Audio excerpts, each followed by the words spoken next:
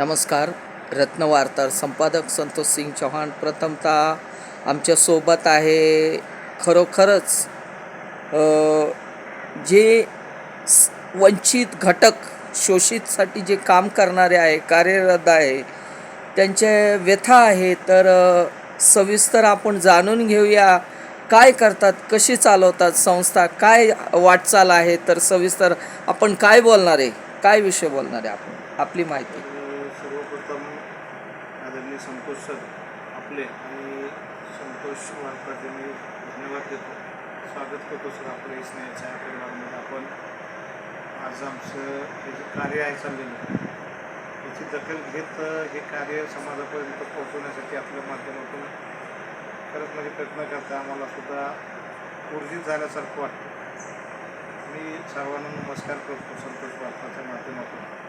तर आपलं जे काही हा स्नेहछाया परिवार आहे, खरं तर आम्ही याला हॉस्टेल, अनाथ आश्रम कधीच बोलत नाही, कारण हा जो परिवार आहे हा एक सामाजिक परिवार आहे, सोशल जॉईंट फॅमिली आहे. आणि ही श्रद्धेय बाबा आमटे यांच्या प्रेरणेमधून त्यांच्या विचाराला कार्याला संकल्पना पुढे आणलेली आहे.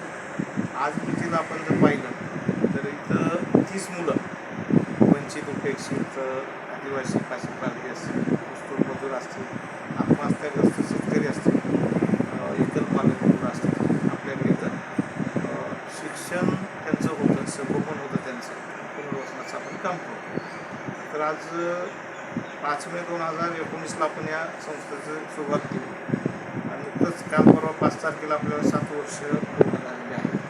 आणि आज 30 मुलं पुण्या गोविंदांना आनंदाने एकदम उच्च दर्जाचं इथं प्रशिक्षण घेतात. प्रशिक्षणामध्ये आपण त्यांना योगाचे धडे देतो, योग प्रशिक्षण चालतं आपल्याकडे.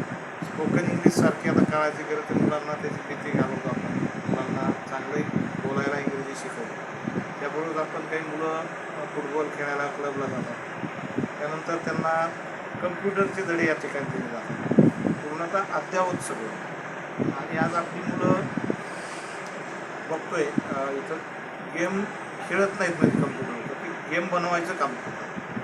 आज अशा पद्धतीचं हे सगळं छान सुंदर जे काही काम आहे, सेवा कार्य आहे, हे केवळ तुमच्यासारख्या समाजामधील सुहृद बांधवांच्या केवळ आणि केवळ मदतीवरती चालतं. ते आपण म्हणूया for the people by the people, म्हणजे हे काम